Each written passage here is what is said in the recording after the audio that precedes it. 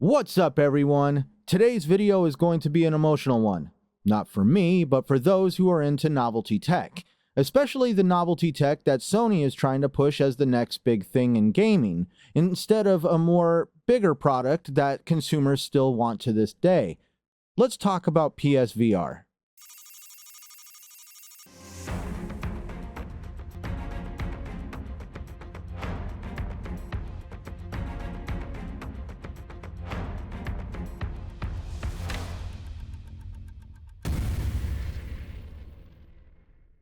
Before we get into the elephant in the room, I have one question for you. How good has Sony's track record been in designing hardware and supporting secondary hardware?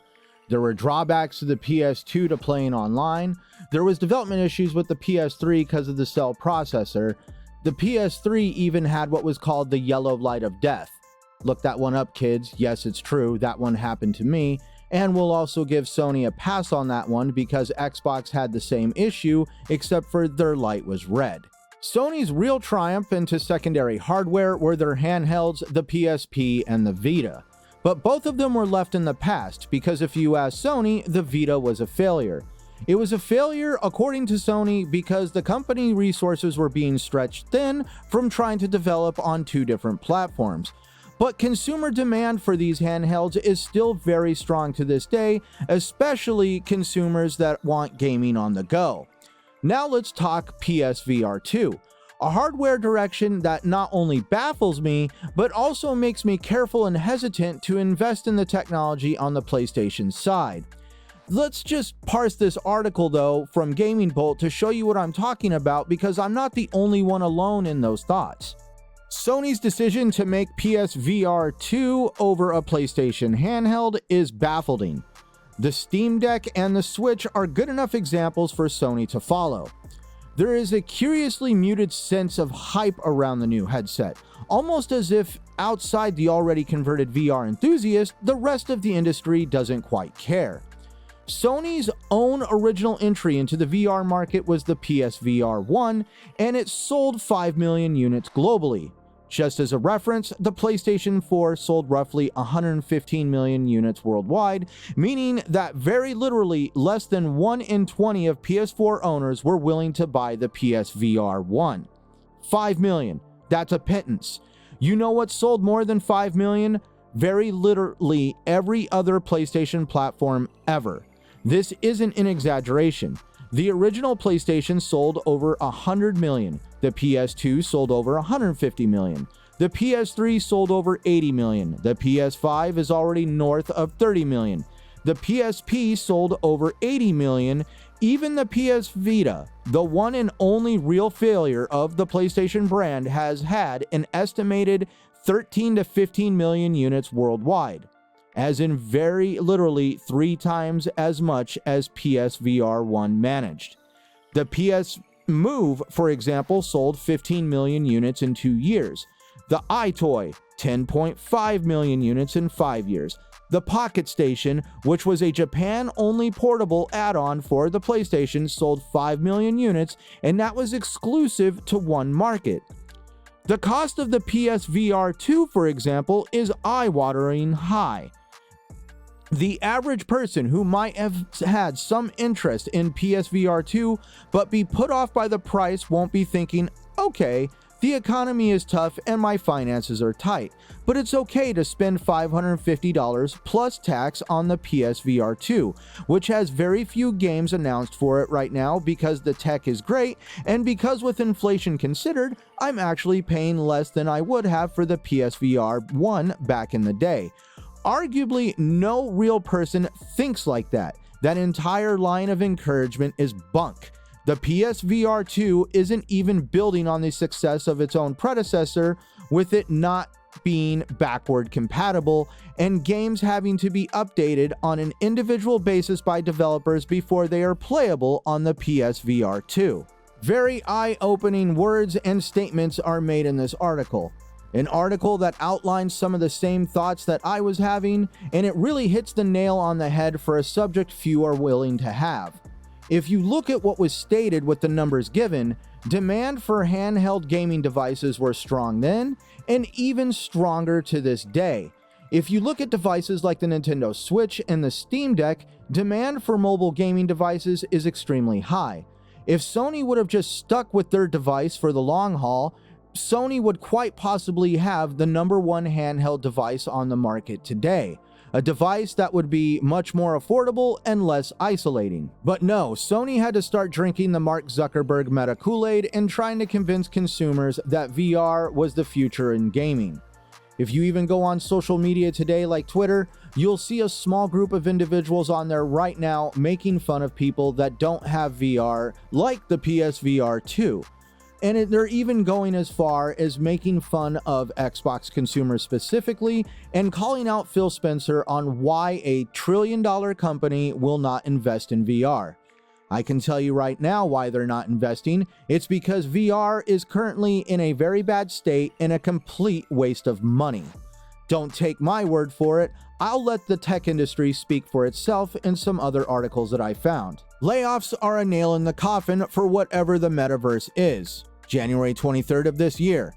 Last week, we saw both Apple and Microsoft pause on speculative projects involving augmented reality and virtual reality. Apple has postponed its much-rumored augmented reality glasses because of technical challenges. Microsoft is taking the axe to its HoloLens unit as part of wider layoff plans that will affect 10,000 people. Magic Leap, a startup backed by Google and Alibaba that has sucked up hundreds of millions of dollars in funding, is onto its second headset.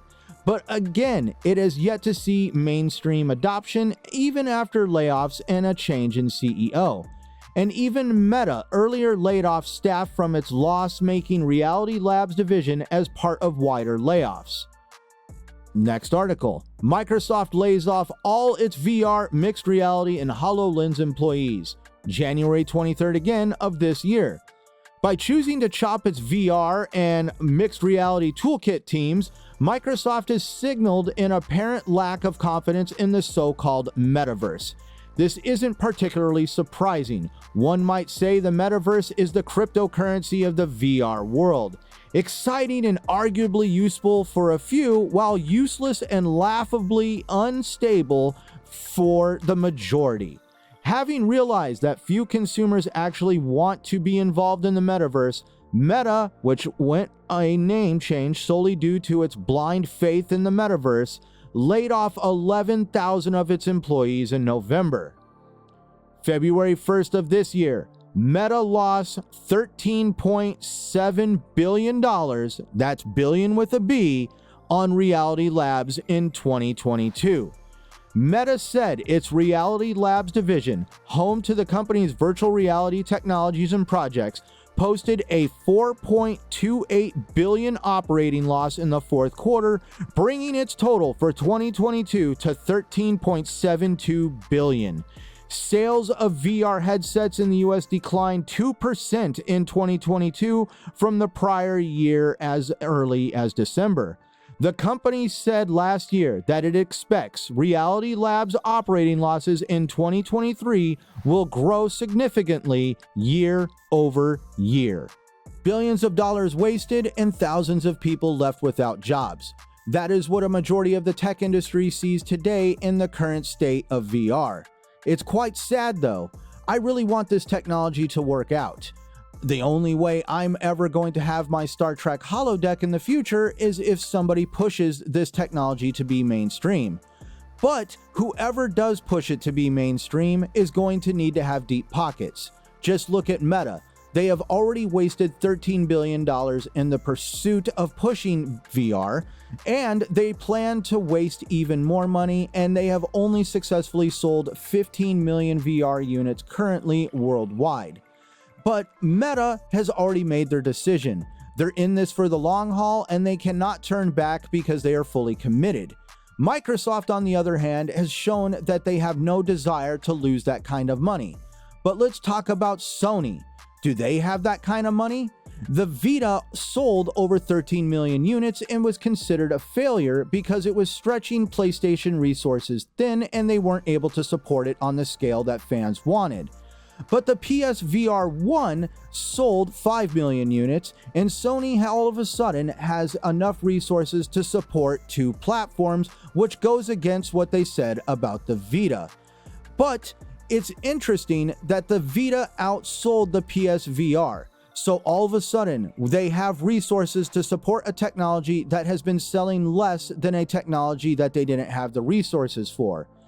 If Sony does fail to support the PSVR2, all you have is a small amount of third-party developers left, and if by some chance Meta fades away in the future, it is quite possible that those third-party developers will fade away as well, and the technology will completely stagnate and come to a standstill. I hope you see why now I am completely hesitant to invest in VR at this point, and if I did, it would be a Meta device, because Meta has shown that they have the financial backing and the desire to support this all the way to the end when it no longer is financially feasible for them to do that. But also, if you look at Sony's track record in the past, you will see nothing but secondary hardware that has been left in the past. Hardware that was nothing more than novelty tech and also more desirable consumer devices that people would love to see brought back today. In closing, I would prefer a Sony handheld mobile gaming device, as would a vast majority of the gaming consumer market. In today's inflated economy, the device would be much more affordable and highly popular. So it's really sad that Sony has decided to not go chasing a device that was extremely successful for a device that is extremely hard to R&D. I am Centurion1307. Till next time we meet again, my friends, thank you for watching.